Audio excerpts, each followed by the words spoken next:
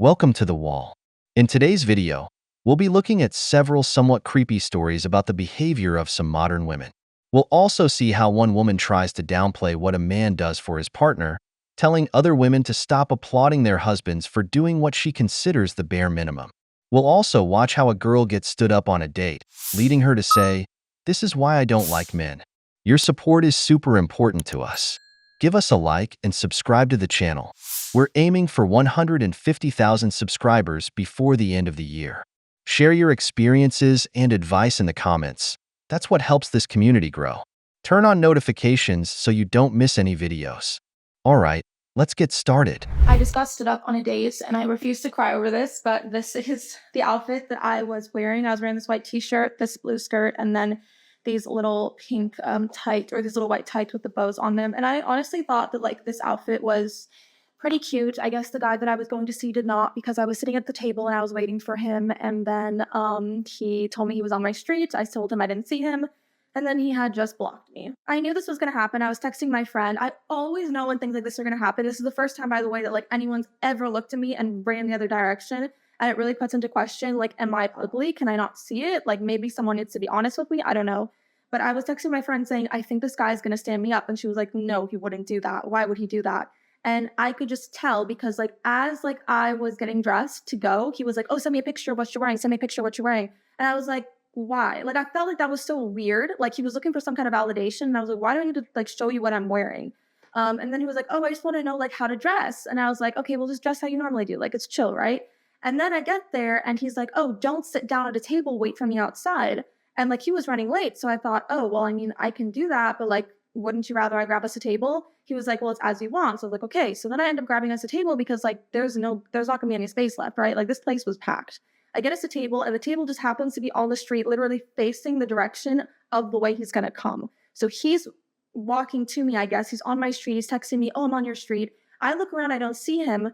And then I wait 10 more minutes, and I'm like, this is weird. How can he be on my street and still not be here after 10 minutes? I click on his profile. He had blocked me, and it is so embarrassing because I had like 3 waiters come to the table and ask me, hey, like, are you still waiting for someone? Like, do you want to grab a drink? Are you like, what are you doing? And I kept saying, no, I'm waiting for someone. I'm waiting for someone. And he made me wait literally 40 minutes. This is why I do not like men. This is why I do not trust men. This is the first date that I've gone on in literally 2.5 to 3 months. I do not like men, and this is why. Like, making me feel so ugly. And like, I know I'm not ugly, and I don't know what it is. I don't know why he felt like he had to see me, block me, and like couldn't even say hi and grab a drink with me. Like, I don't know what about me was so repulsive, but man, that just, it hurts so much. Nobody likes being stood up. It's truly cruel. But let me tell you, this is something that happens to a lot of men. They say it makes you stronger, but I think in your case, one of 2 things happened. I believe you went out with a traditional man.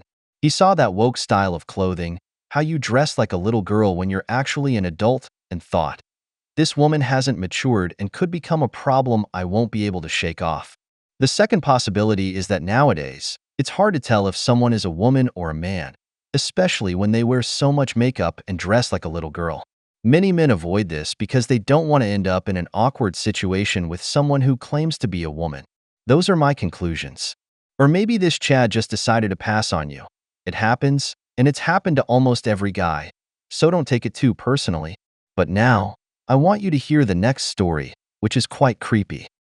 Trigger warning, incest, talks of incest. Actually, I can't hear this one. Bye. I, 20 female, hooked up with my stepbrother, 20 male, and I'm completely panicking. I'm 20 female, and my stepbrother is also 20 male. He's 5 months older. Our parents only got married a few years ago, so we only lived in the same house for 1 year. We weren't very close at all, more like awkward acquaintances, but we went to the same college. It's a small college near our town where basically everyone goes who stays in the area. We both are in the business school, and so we're in a lot of the same classes and activities, so we ended up having similar friends. We got closer as friends / siblings Girl, just wait. while in school, though my best friend is my roommate. We were all at a bar last Saturday, and my stepbrother was being really nice after a guy I was supposed to meet up with never showed. He kept buying me drinks and laughing at my jokes, and I was a little too drunk, and I kissed him. He seemed really into it, and we went back to his place and had...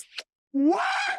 What? It was What? I'm sorry. No. Pause the fucking phone line. no, ready? No. Ready? Are you ready? They kissed in public and not a single fucking person said anything like, bro, you're making out with your stepsister? You're telling me that? That they did this in public and then said, yeah, let's go back somewhere private? And no one said a fucking word. I'm repulsed. So Oh my God. it goes from, and we went back to his place and had the next line. It was really good. No!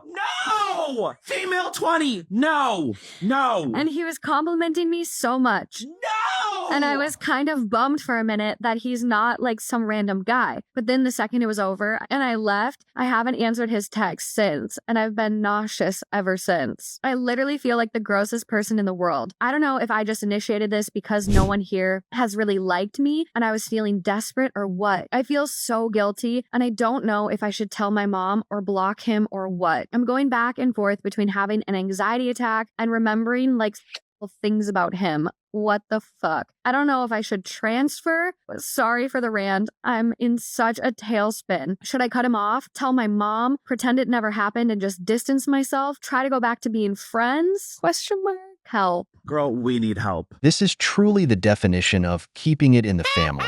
How twisted the world has become. Brothers. People watch her getting involved with her stepbrother and act like nothing happened. That's how desensitized and morally bankrupt people are today. One kiss wasn't enough. They kept going. I feel like she had already been fantasizing about her stepbrother for a while. I don't excuse him either. To me, it's disgusting. But let's be honest, a man will always seek as much intimacy as he can get. If the mother or father finds out about this, I imagine this family would be completely destroyed. But given the state of morality today, maybe they'll just keep going. Because it stays in the family, right? It's because of things like this that we always say women make decisions based on emotions. She kissed her brother out of an emotion, and because of how it made her feel, she kept going.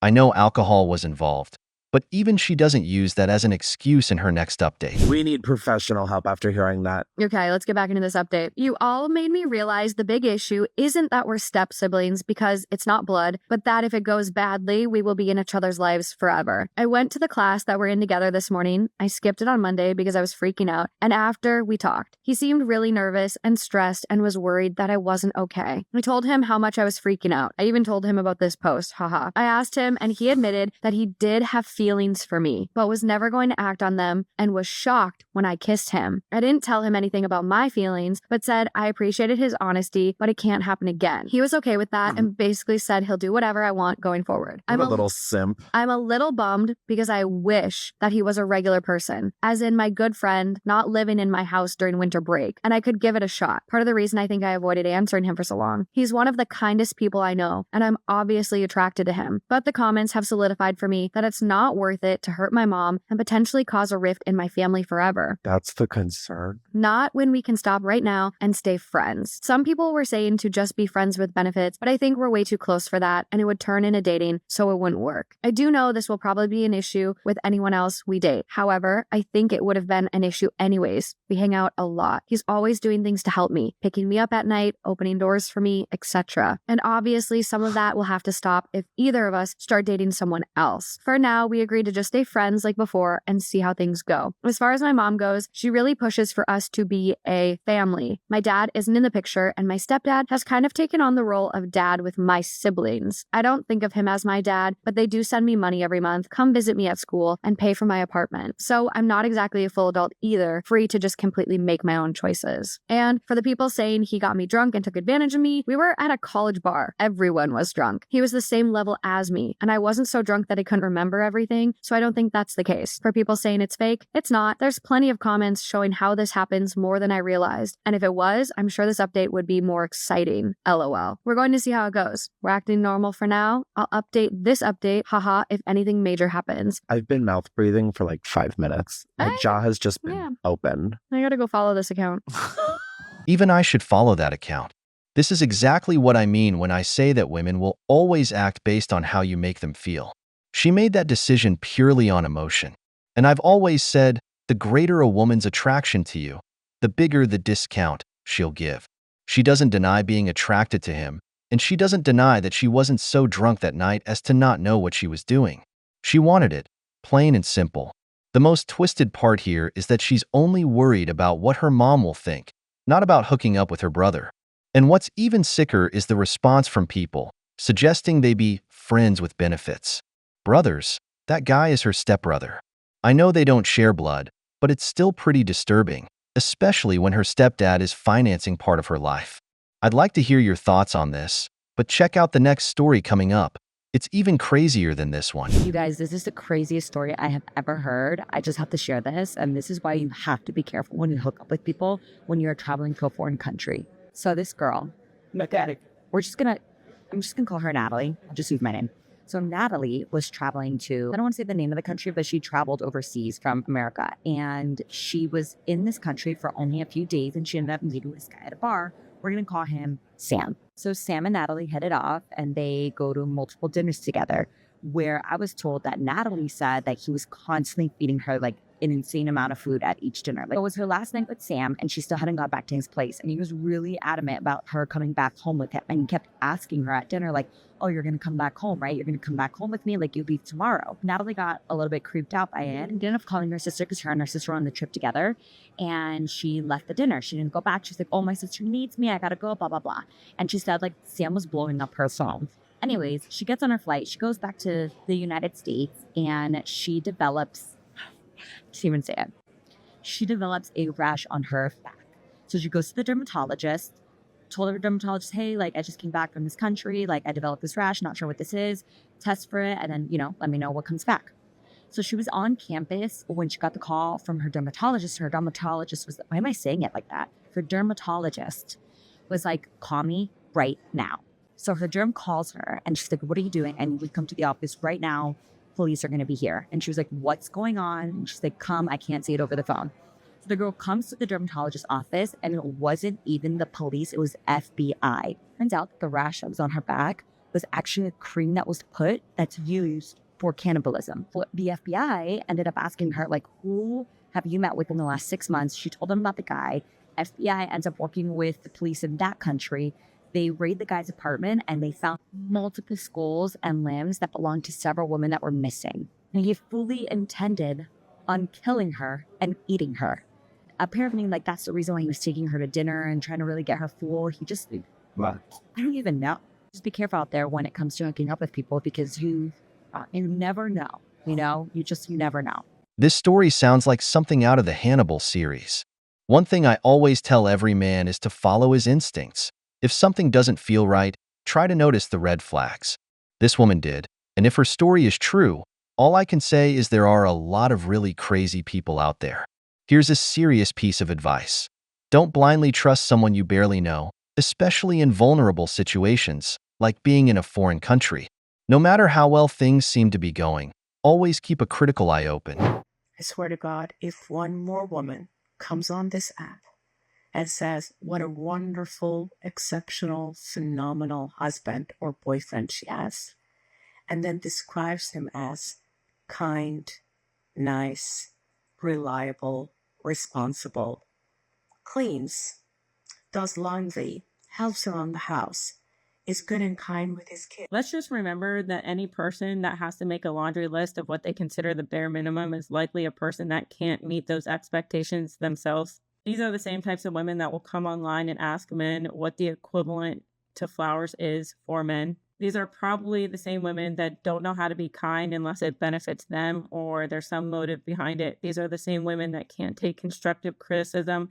These are the same women that are aggressive to their children and the people around them. These are the same types of women that are manipulators because who walks around making a tally list of what a person is or isn't doing only to minimize them down to the bare minimum, and you don't think that's toxic and delusional. These are the same types of women that in their motherhood, they think heating up dino nuggets and taking out carry out every single night and giving your kids a tablet with zero interaction makes motherhood so difficult. But based off her logic, that's the bare minimum. And everything that she's doing and everything that she's putting in, including that emotional labor that women love to cry about, would be considered the bare minimum. And if a man were to come online and minimize a good woman down to literally nothing, there would be outrage and he would be considered misogynistic. And then the majority of women will say some dumb shit like, well, this is stuff that we do every single day and we don't need praise or applause. Then why do you feel the need to come online every single day and prove that you're a good mother?